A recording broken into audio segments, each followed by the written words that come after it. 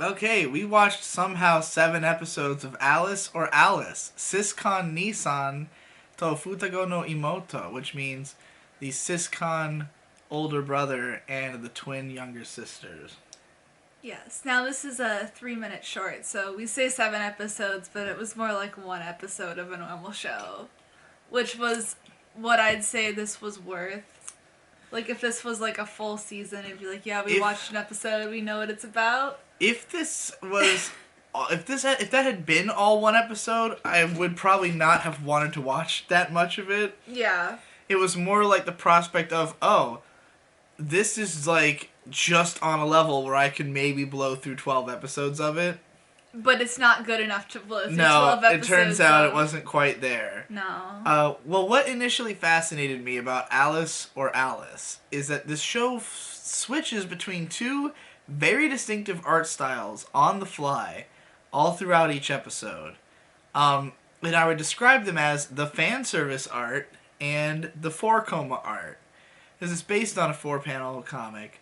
It might even be that the original comic was also like this. But probably. It's a genius cost-cutting measure, in a way, to just have the girls look cutesy and simplistic for the most part, and then when they need to look sexy, just make them look sexy instead. You'll need to draw 1 picture instead of a bunch of frames. Right. You just draw it up. I honestly was like, that's really cool, because my biggest complaint with a lot of these shows is that they try to do too much out of the range of what they can really accomplish. And, like, it used to be that, like, constant chibis and stuff were a lot more common in anime. Yeah. Like, that was something that kind of people accepted even in the West in, like, the early 2000s, was like Fruits Basket. The characters were going to become chibi form all the time because they were just copying, like, the sidebar panels in the manga. But, like, some of the shows did chibification really well. There was a whole cute movement of Puni Moe and all this shit back then. And this feels like it falls into that category of, like, when they do the cutesy, lower budget, easier, chibi shots, it looks good. So, like, whereas all this other anime that's trying for something greater looks like shit. Yeah. Because they're trying for something above what they can do. This show has instead stooped to the level of what it is capable of. And it's kind of like in Pokemon, how you've got, what's that website called? Smogon? Smogon is the battling site. Yeah, where they have the different rankings of, like... Oh, yeah, the different tiers. Yeah, what are the tiers? You got the Ubers. There's Ubers, borderline, overused. Overused and underused. Like, that's... fully evolved. Like Pokemon that aren't good enough to compete in the big league, so they just make a different category, and people who don't care about playing as the best possible Pokemon can go play as deliberately worse teams to see who can play better with those teams. Exactly. It's like that. They decided to make, like, the lower tier anime and do it well. And I had commended that at first, because the cute scenes were cute, and the sexy scenes were sexy enough for the stirring of the loins. But there wasn't enough. It'd be like the episode might have like 2 or 3. That's why I said stirring. They're just stills. They're not like animate. Well, sometimes the tits will bounce, but it's the early episodes had more. That's the thing. It's even within the span of this 12 episodes, they still had the same problems of most anime of, like, they could only afford so much of it, and they blew most of that in the first couple episodes. And, like, that's kind of embarrassing when it's that little that you've got going on. Yeah. That you could only, like, you only needed, like, 3 seconds of animation per episode, of 3-minute episode. Where half of that 3 minutes is fucking OP and ED. Like, all you had to do was throw in a few extra tit jiggles throughout the season. Or make jokes that actually hit. Yeah. At all. I mean, like, the first couple episodes, there was just better fan service and better coherence in the narrative. Because the idea of the show is that there's these 2, like, purple-haired / lavender-haired twins. They have slightly different hair colors. Yeah, they're just recolors of each other. Yeah, one is red, one is blue. It's these 2 twins who are like really close, and their brother who they both really like, and he also is like in He's love a with them. siscon. Yeah, and like, but his attitude is more like appreciative. Yeah, He's which more is like, weird because it's called a siscon in the title. Yeah, he's not like lusting after his sisters so much as just satisfied at the sight of them. Yeah. But so, but like then there's these other two sisters, this other pair of sisters who are like the other main characters. I don't know if they're also twins because they kind of also look like they recolors look like of each other. It's just really annoying to have like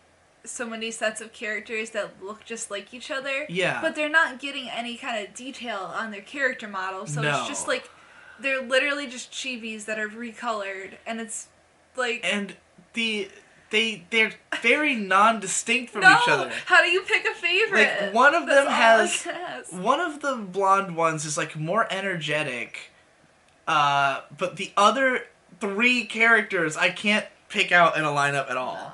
And then they later introduce another couple of girls. I was kind of unclear about like how they got involved. One of them was just this black-haired girl who I don't even think she's done anything particularly relevant. No.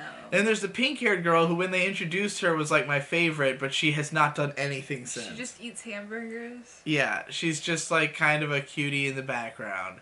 So like, yeah, early on when it's like we're introducing characters and we've got like some kind of thread holding it all together, it was more interesting. But as it goes, it just becomes like, well, here's what the characters are doing in this episode, and you're just like, well, I don't care. So that's how we made it through 7 episodes of 3-minute shorts of Alice or Alice. Next show, we watched the first 2 episodes of Maho Tsukai no Yome, or The Ancient Magus's Bride. And it was really fucking boring. So boring. It was really slow. Did you have any thoughts about this show? I was pretty blanked out for this one. I kind of had like expectations for it to be like, oh, this is like romantic and like pretty to look at and stuff. Because a lot of people talk about the manga. I guess I was kind of expecting something that would be more watchable. The OVA was a lot prettier looking. Yeah, I've seen a couple episodes of the OVA. I might have seen 2. I saw the first one, and that one was by Production IG. It was much more detailed. Yeah. Not that this show is bad looking. It looks fine. It's like, this is what I would consider to be, like, the average that, like, I would want to be average. Like, what I wish I could say, yeah, it's acceptable and average. Like, that's what I want to be able to say about this level of production detail. Mm-hmm. But, like, in the current marketplace, this is, like, probably one of the better looking shows. I feel like this should be standard, what you get in 2018, but this is actually, like, the better end of things that would come out, which is a sad state of affairs. It's a sad statement to make. But this feels, it's just very, I don't know how to put it other than that it's very manga. Yeah. I mean, it's a manga adaptation, and it feels like one of those manga that is designed to just go on for as long as humanly possible. I don't even know if that's true. It just feels that way with the way the story is set up. It's like, the guy's a mage. Anything could happen, you know?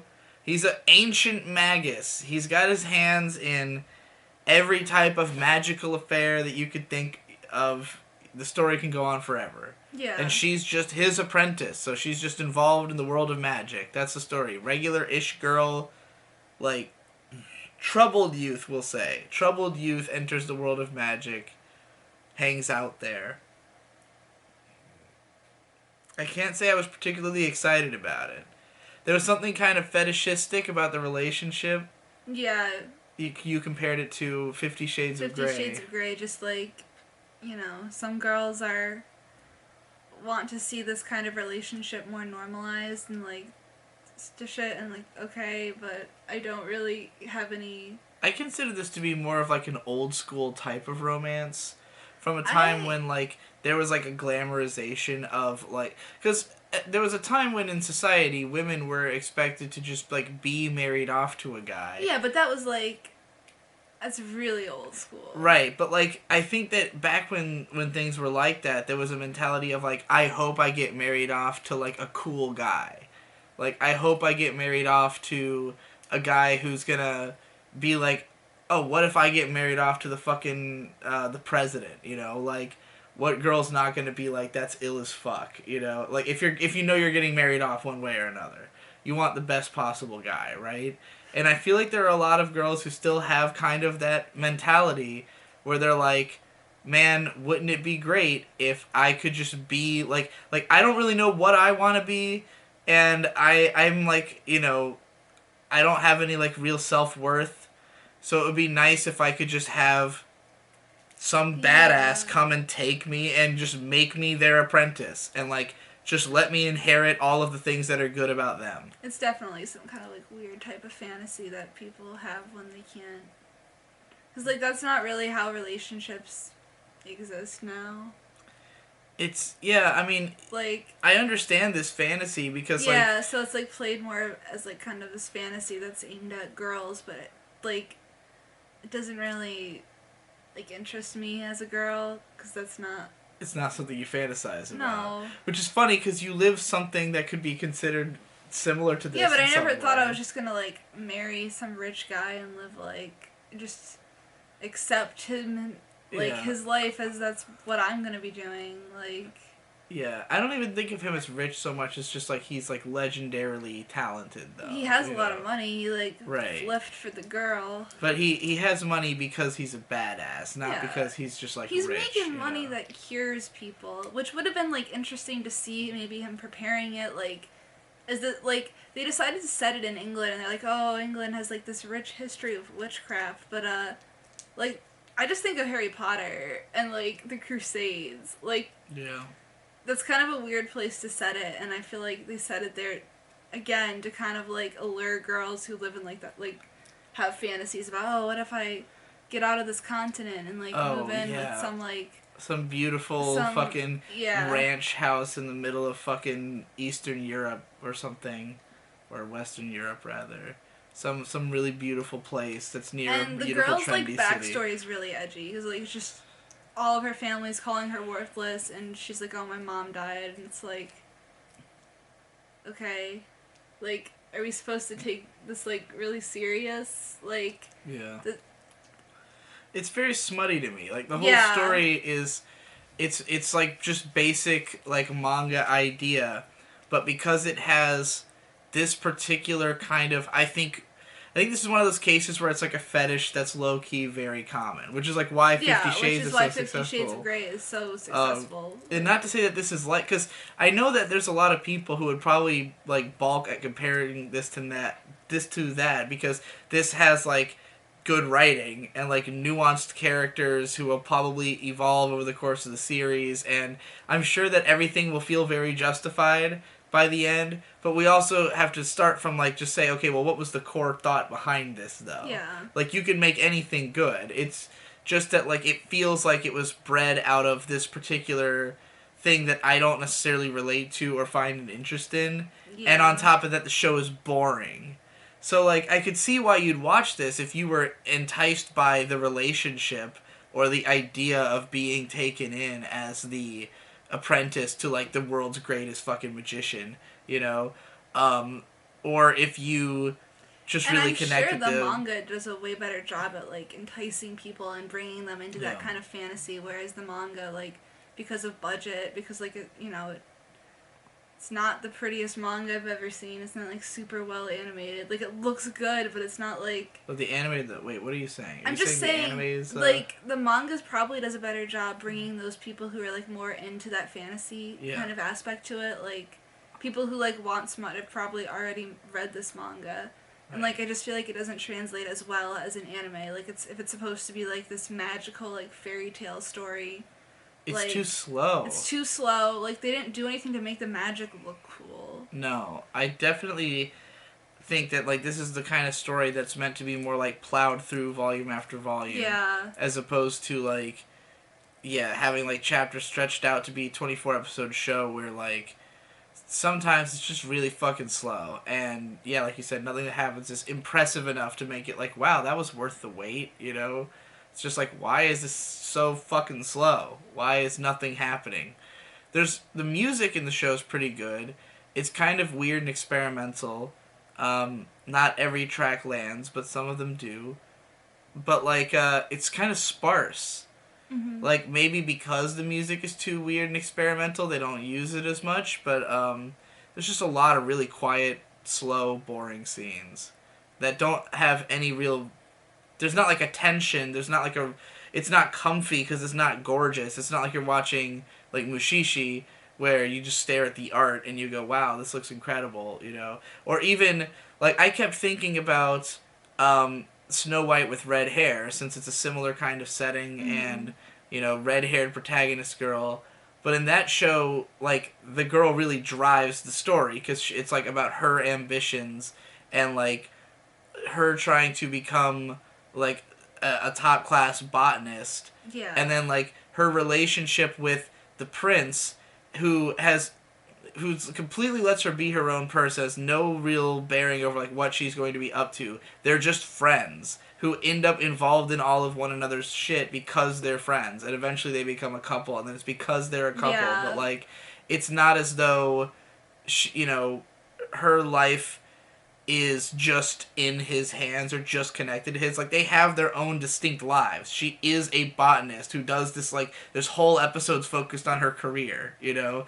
Whereas in this show, it's just like this girl is just kind of gelled She's into like a this guy's self-insert narrative. character with Yeah. no ambition. It's like if you project yourself onto this character, it's kind of like because you don't want to feel any kind of pressure. Yeah. You just want to like, you know, Indulge in this fantasy. indulge in this fantasy and not have to worry about like the things that normal people would have to worry about, like Yeah. having money or resources. And I'm sure she'll have to work hard and like accomplish everything herself, but like Yeah.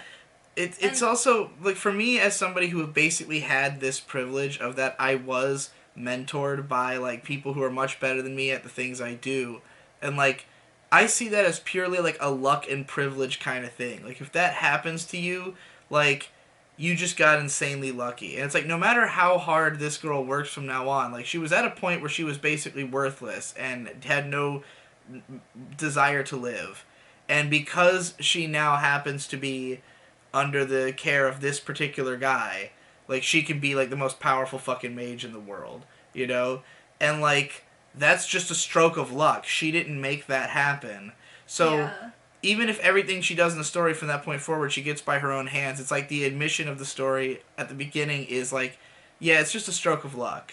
And so, I feel like if when you have like this kind of character who's kind of empty and not really driving the plot forward, she's just kind of going, okay, well, I guess I'll do the thing that I've been, that I've been put in a position to do well. Yeah. I'll do it well, which is kind of, I don't know. I could say that that's something that happens to a lot of people, but it's just weird to think of that as like the main draw, like the main thrust of the show, as opposed to like a character Yeah. coming to the decision to be a mage and then deciding to practice all the time and then doing it well, like a Little Witch Academia or something. It leaves a lot of room open for character development, but like because there's no character established in the beginning besides like the edgy past and stuff, I really do feel like it's more of kind of a story where you can just project yourself into this role. Yeah. That like, oh, what if my life was like this? Yeah.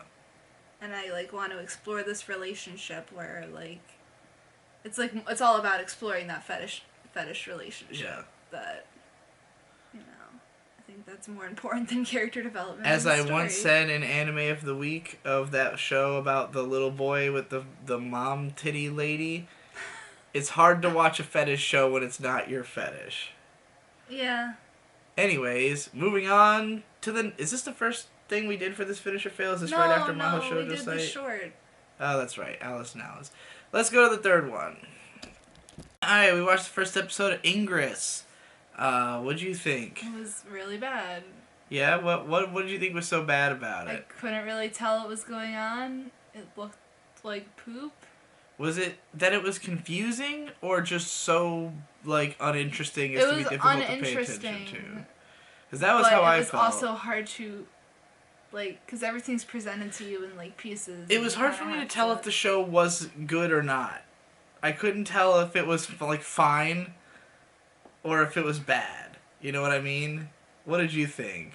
You thought it was just I bad? just don't like it. I'm I sure didn't if like you it. like played Ingress, maybe you would like get more I of it. don't fucking know about Maybe that. you would know what an XM is. I think that Ingress is just the same thing as Pokemon Go. Yeah, that's why he had to go to the hospital. It's because Yeah. that's where the Pokemon was. Just stop the Pokestop. He had to catch that.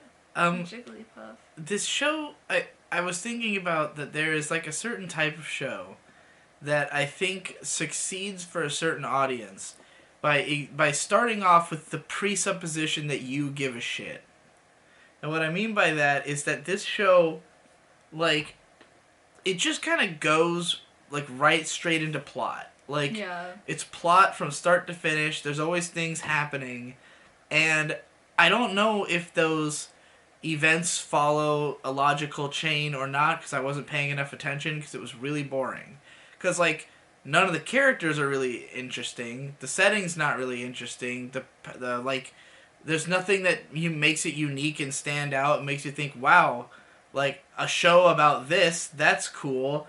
And so, there even is, like, a moment where they kind of establish some of the main characters' backstory, I guess. At that point in the episode, it was weird that he was, like, the main character, though, because it seemed more ensemble before that. Yeah, and then it just kind of follows this character home and his, like, relationship with, like, the game, I guess. Because he's, like, you know, he's targeted, he's the only one who can do this. And the app installs on his phone. Did that all happen? Yes. This was so hard to, like, fucking give a shit about. I think a lot of it also was the subs were, like, not very good. Subtitles we watched were really terrible, and, like, the show is in... The whole show's in CGI, and it doesn't look bad. I think I would congratulate the fact that the characters move a lot, and not in a way that's annoying. It's just, like, this is a better way to do 3D movement than I think a lot of shows do. But, like, it doesn't look impressive. And I have to come at it from, like, the angle of, okay, if I had a choice of what I get to watch, I wouldn't pick this. I would never stop on this because, like, it doesn't look interesting, the plot's not interesting, and I don't give a fuck. It had Alt J. It had Alt J, the band, for really the OP weird. and I, like, ED. started hearing the OP and I'm like, I think I've heard this song. And then it was like, oh my god, this is Alt J. Why is Alt... And then it's like, triangles are my favorite shapes. And you can, like, tell that that's the only thing that, like, they knew about the song. They probably didn't even, like, bother... It's like, the meaning doesn't matter. Let's just have the triangles. Yeah, because you gotta have the triangles and the iconography of the show. And they just, like, chose another... They're just like, we need more Alt J for the ending. Yeah, and they went with one that has, really like, binary code in it because it's a computer game. Yeah. They both sound like pretty good songs, though. I felt like I could sit through an Alt J album. They're, you know, overrated in my opinion. I have never even heard they're fine. tell of them. I've just seen the name once or twice. But yeah, it was largely just uninteresting, and like I was watching it because it starts off feeling like very much a police procedural kind of show, and like I was imagining someone like my dad, assuming that it wasn't animated because he won't watch anything animated, but like had this been... Even people who watch things that are animated wouldn't watch this animation. No. They'd be like, oh, it's CG. Well, I think there's a lot of people... I think there is somewhere out there a crowd who would watch this show and just not even consider the animation at all. Like, just be like, oh, whatever, it's 3D. And who will just inherently care because they sat down to watch something. Like, I think some people... When they choose to sit down to watch something, they're already invested because they've chosen to do that. And I think that if you approach this that way, it might not be so bad because it is just nonstop plot moving forward. And if you go into it with the mindset of like, I want to know what this show's about, then like I could see why you'd just be engaged by them just describing plot and stuff. But like for me, I was like, I go into a show thinking, I hope I end up caring about this, but if it doesn't make me care, I'm not going to. And I think that that's kind of an integral difference. I feel like that maybe a lot of stuff like this is able to exist because there are two different ways that people approach shows in that respect, you know? Do you have any further thoughts on Ingress? I want to forget that I watched it. Well, let's move on to the next show then. So, we just watched the first 2 episodes of Anima Yell. Yell! Yell! How do you feel about Anima Yell? It's a cute girl show. It is exactly that, and it is not anything else. It's not really that funny. I don't really think girls are that cool looking. This is a cheerleading show... was underwhelming. Those are like all my negative. This is a show I think I could have seen watching week by week if I was in one of those weird moods where I decide to watch like as much of each show in a season as I can, and I end up finishing like one show and then like some other thing. This would be that other thing. The one where it's like it's pleasant. The girls are kind of cute. There's nothing ugly about it. There's no weird fucking multimedia CG bullshit going on. It's just a normal, regular-ass cute girls show. But they're not that cute. They've all got a case of, like, too much of glossy eye syndrome a little bit, I think. Yeah. And they're so insanely upbeat. The characters are always just, like, big, vapid smiles. Most of them are very dumb. So that comes into play as well. Yeah. Where it's like, you're never going to get that invested in these characters because they're, like, unrealistically stupid. And that's funny. Like, I think that the show does comedy pretty well. Like, when it actually tries to make a joke, it has some really funny little jokes. But they're all just, like, kind of it happens and then you don't think about it again. Mm-hmm. There's no, like, gag that you're going to remember for time to come. It's just like, that was okay to watch. Yeah, I don't think any of the characters were quirky enough besides the main girl to, like, carry a show like this. I like the blue-haired girl who's, like, her coach, I guess, because I like that she's, like, insanely literal. And, like, they're kind of, they don't play it up too much, but, like, just, she always takes everything very literally, and she, like, doesn't have a sense of humor. Yeah. And it's, like, she's not, like, a super negative person.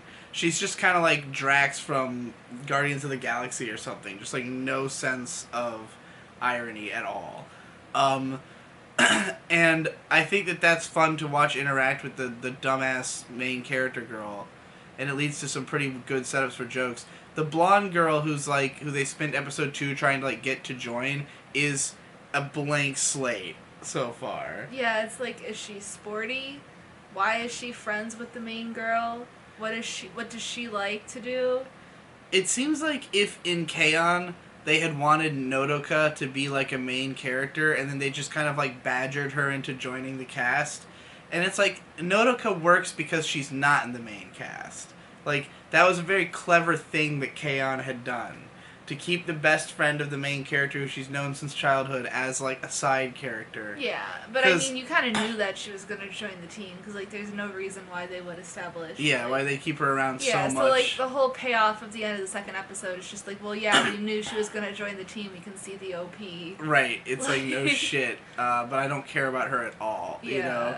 And, I guess we haven't really met the other 2 girls yet, which could maybe I'd like one of them enough that I'd be more likely to sit through another episode of this show. It's that this is the kind of thing that I would finish and flatly give a 6 out of 10.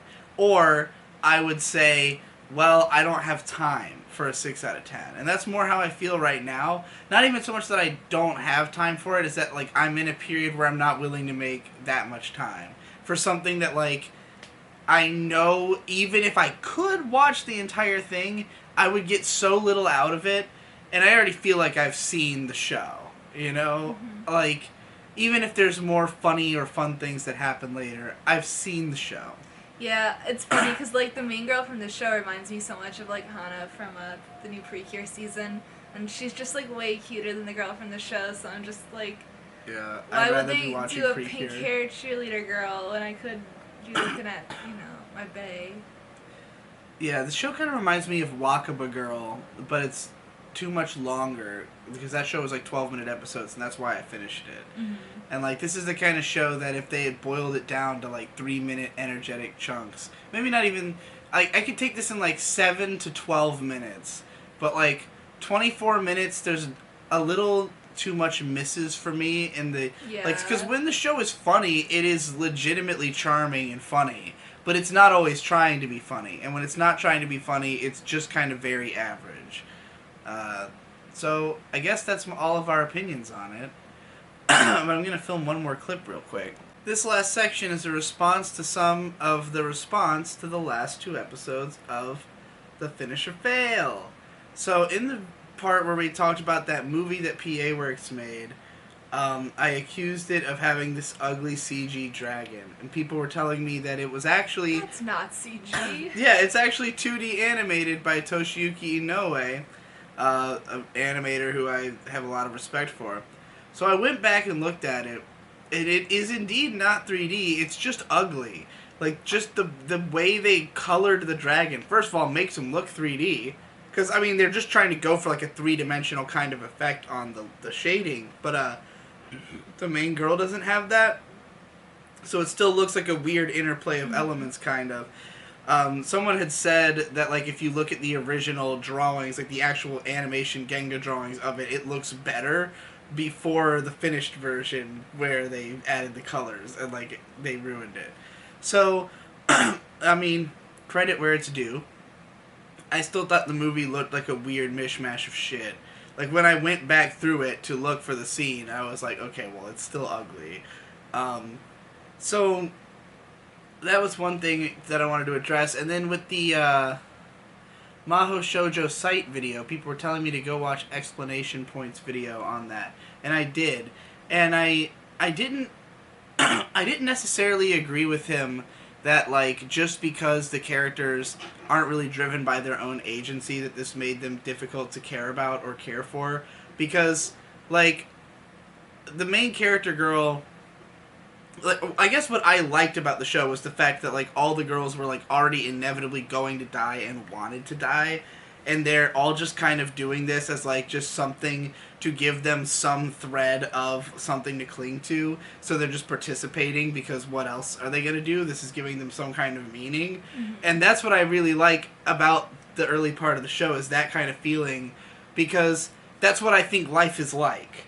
You know, like, I don't look at myself as somebody who, like, at some point made a decision that, like, I'm gonna be this type of person for the rest of my life, and that's why I've got, like, the passion to go on living. It's more like, I guess I'll do the thing, like, that I can do, because that's better than dying, I guess, because dying is scary, you know? But, like, if I die, then it's, you know, no biggie. I don't really feel this way anymore, because now I have, like, a future in mind, you know? But, like, I understand that mentality, and that's what made the show entertaining to me.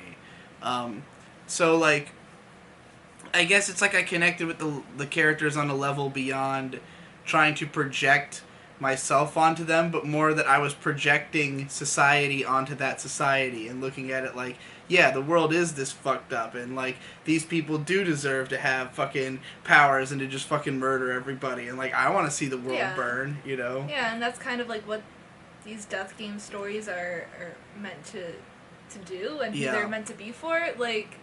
And I get the feeling he likes that kind of show, but was just using this as an excuse to break down characterization differences in these two shows. It's a great way to talk about Madoka, because Madoka is an amazing show. Yeah, and it has a lot of good technical writing shit, because that's, like, Urobuchi Gen is a very technical writer, and he can do that kind of stuff, but, you know, I would say he's like a Christopher Nolan-esque writer, where his movies, his work is all, like, almost puzzle boxes, and there's very little, like, breathing room for humanity in there, you know, or, like, but anyways, we were talking about what? Oh, this is a response section. I was like, Anima Yell's on the screen. How did I get onto this subject? I think that was all the stuff I wanted to respond to from previous things. Just remember, you're not supposed to like everything.